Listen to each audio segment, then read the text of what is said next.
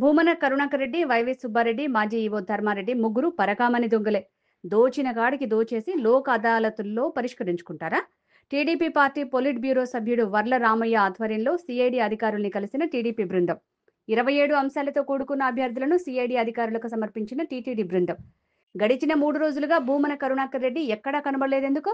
పరకామణి కేసులో దోచుకున్న దొంగలు కరుణాకర్ రెడ్డి, వైవి సుబ్బారెడ్డి, మాజీ ఈవో ధర్మారెడ్డి వీరు దోచుకోలేదా అంటూ ధ్వజమెత్తిన వర్ల రామయ్య.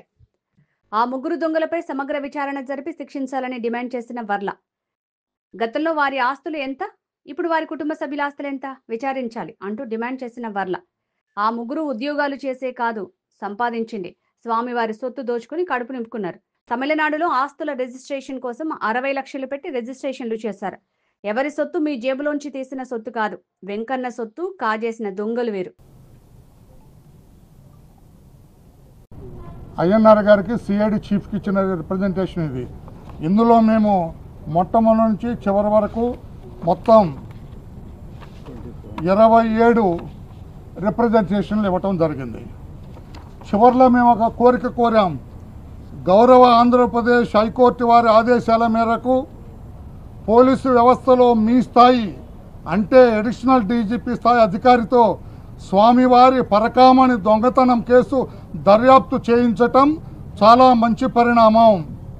మా ఈ అభ్యర్థన పత్రానికి ప్రాధాన్యతనిచ్చి కూలంకషంగా దర్యాప్తు చేయించి బాధ్యులు ఎంతటి వారైనా, ఇది అండర్లైన్ చేయాల, బాధ్యులు ఎంతటి వారైనా, పెద్ద పెద్దవాళ్ళు అనుకుంటారు చాలామంది, ఎంతటి వారైనా చట్టానికి పట్టించి ప్రపంచవ్యాప్త గొప్ప హైందవ ధర్మ సంస్థ అయిన శ్రీ శ్రీ శ్రీ వెంకటేశ్వర స్వామి వారి ఔన్నత్యాన్ని కాపాడవలసిందిగా తెలుగుదేశం పార్టీ తరఫున కోరుతున్నామని చివరిలో మా అభ్యర్థన పెట్టాం. ఇక్కడ మాకేం లేదు అంటే భూమన కరుణాకర్ రెడ్డికి తెలియకుండా జరిగిందండి ఇది. ఎందుకు 3 రోజుల నుంచి తత్తరపడుతున్నాడు అతను? 3 రోజుల నుంచి భూమన కరుణాకర్ రెడ్డి బయటకు రావడానికి భయపడుతున్నాడు. సుప్రీంకోర్టు న్యాయవాదుల్ని పిలిపించి సంప్రదింపులు చేస్తున్నాడు. తప్పకుండా నా పీకలకు చుట్టుకుంటుంది అని భూమన కరుణాకర్ రెడ్డి కంగారు పడుతుంటే, ఆయన వైజాగ్లో 2 రోజులు, ఒంగోలులో 2 రోజులు, హైదరాబాద్లో 2 రోజులు వైవి సుబ్బారెడ్డి ఆయన ఇంకా కంగారు పడుతున్నాడు. ఎందుకంటే ఈ దొంగతనం ఆయన హయాంలోనే జరిగింది. ఈ దొంగతనం ఆయన హయాంలోనే నిరాటంకంగా జరిగింది. ఎన్ని రోజుల నుంచి జరిగిందో ఆయనకే తెలియాలి. ఎంత కొట్టేశారో ఆయనగా దర్యాప్తు చేసిన పోలీసు అతనికి తెలియదు. అతను అమాయక జీవి, అతనికి తెలియదు. ఆ రోజు దొరికిన వరకే పెట్టి ఊరుకున్నాడు. లేదండి, ఎంతకాలం నుంచి కొట్టేస్తున్నాడు, ఎంత కొట్టేశాడు, ఎవరి వాటా ఎంతెంత అవన్నీ తెలిసింది వైవి సుబ్బారెడ్డికి, చైర్మన్కి. వీళ్ళిద్దరితో పాటు 3వ వ్యక్తి ఈవో ధర్మారెడ్డి, అతనికి తెలియకుండా ఇక్కడ ఏది పిట్ట కూడా కోతయ్యేది అక్కడ. అతను ఈ ముగ్గురు ఆస్తులు వీళ్ళు చైర్మన్ అయిన తర్వాత వాడున్నా నేను అనొచ్చు, అతను తప్పేం లేదు.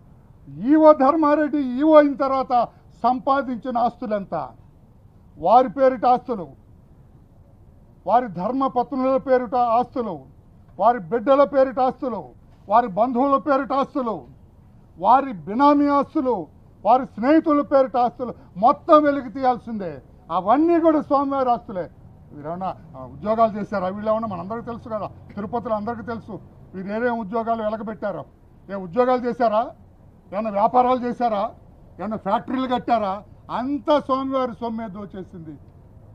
ప్రపంచవ్యాప్త పెద్ద హైందవ సంస్థ ఇది. వేలాది కోట్లాది మంది భక్తులు వచ్చి స్వామివారి మీద నమ్మకంతో వారి మొక్కులు తీర్చుకొని కోట్లాది రూపాయలు అక్కడ ఇస్తుంటే ఈ దొంగలు కొట్టేస్తారండి. ఈ భక్తులు కూడా ఆలోచన చేయాలి.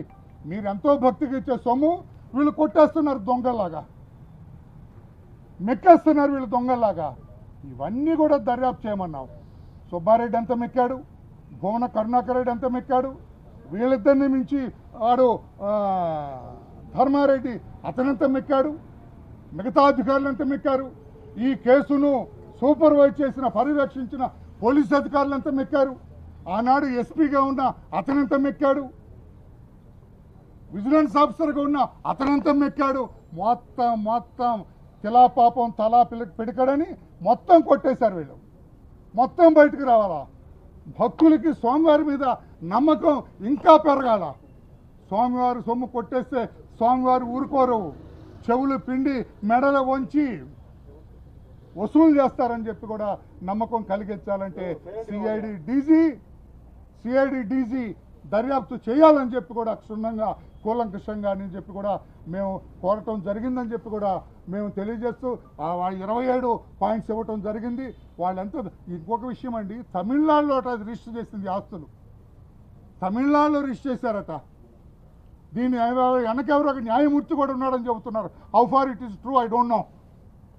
దీనికి 50 లక్షల రూపాయలు ఎంతో స్టాంపు డ్యూటీ కట్టారట. నేను అడుగుతున్నా ఈ రోజున సిఐడి డీజీని, 50 లక్షల రూపాయలు ఎవరు కట్టారు? భువన కరుణాకర్ రెడ్డి కట్టాడా, వైవి సుబ్బారెడ్డి కట్టాడా, ధర్మారెడ్డి కలిశాడా, లేకపోతే దొంగే కట్టాడా? దొంగ కడితే 50 లక్షల రూపాయలు ఎక్కడివి? దొంగవారి పరకామంలో కొట్టేసిన సొమ్మా, లేకపోతే వాడి స్వార్జితమా? ఇవన్నీ దర్యాప్తు చేద్దండి. తూతు మంత్రంగా దర్యాప్తు చేస్తాడా అధికారి? అతను పోలీస్ ఆఫీసరా లేకపోతే బడిపంతులా? ఇవన్నీ క్షుణ్ణంగా చేయాలి కదా. ఎంతకాలం నుంచి వీడు పనిచేస్తున్నాడు, రోజుకి ఎంతెంత కొట్టాడు, కక్కించాలి వాడితోటి. ఒక్క రోజు కూడా వాడిని పోలీస్ స్టేషన్కి పిలిపించలేదు. ఎంత దౌర్భాగ్యం! జగన్మోహన్ రెడ్డి ముఖ్యమంత్రిత్వంలో ఆ పోలీస్ అధికారులు ఎంత దౌర్భాగ్యంగా పనిచేశారు చూడండి. ఒక్క రోజు కూడా వాడు చెవి కూడా ఇట్లా పెండలేదండి. అరే నువ్వు స్వామివారి సొమ్ము కొట్టేస్తావని చెవన్న పిండాలి కదా, కనీసం చెవి కూడా పిండలేదు. వాడు చెవి కూడా పిండించుకోకుండా ఉన్నాడంటే వాడు ఎంత గొప్పవాడు? వాడు వెనకున్నది ఎవరు? ఆ పెద్ద శక్తులు ఎవరు? ఆనాటి సీఎంగా ఉన్న జగన్మోహన్ రెడ్డి గారి పేషీలో ధనుంజయ రెడ్డి అని ఒక ఆయన ఉన్నాడంట. ఎంతవరకు నిజమో నాకైతే తెలియదు. ధనుంజయ రెడ్డి గంటకు మాట్లాడేవాడంట ఈ కేసులో. ఎవరితో మాట్లాడాడు? ఆనాటి ఎస్పీతో మాట్లాడా, ఇన్వెస్టిగేటింగ్ ఆఫీసర్తో మాట్లాడా, ధర్మారెడ్డితో మాట్లాడా, భూమన కరుణాకర్ రెడ్డితో మాట్లాడా, వైవి సుబ్బారెడ్డితో మాట్లాడా? ఎవరితో మాట్లాడాడు ఆ ధనుంజయ రెడ్డి? తెలుసాలా? ఆషామాషి కాదు. ఇది 6 నెలలు పడుతుంది దర్యాప్తు. కోర్టుని మళ్ళా రిక్వెస్ట్ చేయమన్నాం ఆయన్ని. సమయం సరిపోదు. కూలంకషంగా దర్యాప్తు చేసి అసలు ముద్దాలి ఎంత పెద్దవాడైనా, మళ్ళా రిపీట్ చేస్తున్నా, ఎంత పెద్దవాడైనా ఆ పెద్దవాడిని కూడా ఇందులో లాగాలి. స్వామివారు సొమ్ము తిన్న మొత్తం కూడా కక్కించాలని చెప్పి కూడా తెలియజేస్తూ, ఇంకా పెద్దలు ఉన్నారు, మా ఎమ్మెల్యే గారు ఉన్నారు నీలాపాలెం, వాళ్ళిద్దరు మామని మీరు 2 మాటలు చెప్పండి. ఓం నమో వెంకటేశ్వర. ఎవరున్నారు ఎవరు ఎంత పెద్దటి వాడండి సార్. మేము రాజకీయంగా చేయాలని ఉద్దేశంగా సార్ పాయింట్స్ వారి పెట్టాం sir. 27 points we have identified sir. వీటన్నిటి కూడా తమరు దర్యాప్తు చేయాలా. అసలు ముద్దాల్ని ఎవరిని తమరు వదలొద్దు సార్. ఎంతటి పెద్దవాళ్ళైనా రాజకీయాలు మేము జోక్యం కలిగించుకోవాలి సార్. మీరు దర్యాప్తు చేసి ఎంత పెద్దవాళ్ళు, దీని వెనక పెద్దలు ఉన్నారు సార్. కిమ్ అనుకున్న మొన్నటిదాకా మీసాలు వెలిపెట్టిన పెద్దలందరూ కూడా కలుగులో దాక్కుంటున్నారు సార్. ఇప్పుడు అడ్వకేట్స్ లాయర్లను ఎక్కడెక్కడో లాయర్లను పిలుచుకొని మాట్లాడుతున్నారు సార్. తిరుపతి అంతా మొన్నటి వరకు నా ఇష్టారాజ్యం అనుకున్న పెద్దలందరూ కూడా సుప్రీంకోర్టు లాయర్స్ తో మాట్లాడుతున్నారు సార్. మీరు ఎప్పుడైతే ఈ పరకామని ఇక్కడ క్యాంప్ చేశారో వాళ్ళు సుప్రీంకోర్టు లాయర్లతో మాట్లాడుతున్నారు సార్. పెద్ద ఆయన పేరు చెప్పండి, పెద్ద ఆయన కూడా ఇప్పుడు సుప్రీంకోర్టు నాకేమైనా తగులుతుందా, నేనేం చేస్తాను? అందరు ఆస్తులు ఎవరైతే ఇద్దరు చైర్మన్లు, ఈవో, వీళ్ళ ఆస్తులన్నీ కూడా వాళ్ళ బంధువుల ఆస్తులు, వాళ్ళ ఆస్తులు, వాళ్ళ బిడ్డల మీద ఉన్న ఆస్తులు, బినామీ ఆస్తులు మొత్తం కూడా వెలికి తీసి స్వామివారి సొమ్ము ఒక్క రూపాయి కూడా అన్యాయకాత్మం కాకుండా చిన్న వాళ్ళందరితో కక్కించాలి. మరలా సొమ్ము స్వామివారికి చేరేటట్లుగా చూడాలని చెప్పి కూడా విజ్ఞప్తి చేయడం కోసం మేమందరం కూడా ఒక రిప్రజెంటేషన్ మీకు ఇవ్వాలనే ఉద్దేశంతో మేము రావడం జరిగింది సార్. మీరు క్షుణ్ణంగా మేము మా పార్టీ ఇంటర్ఫియర్ అవ్వదు, ప్రభుత్వం జోక్యం కలిగించదు, హైకోర్టు ఇంటర్ఫియర్ అవుతుంది కనుక మీరు నిర్భయంగా, మీరు భయపడే మనిషి కాదు మాకు తెలుసు, నిర్భయంగా ఎంతటి పెద్దవాడైనా సరే వాడు రావాల్సిందే. స్వామివారి ముందు అందరూ చిన్నవాళ్లే సార్. స్వామివారి సొమ్ము చిన్న వాళ్ళందరి దగ్గర కక్కించాలని మా విజ్ఞప్తి సార్. అందుకే మా రిప్రజెంటేషన్.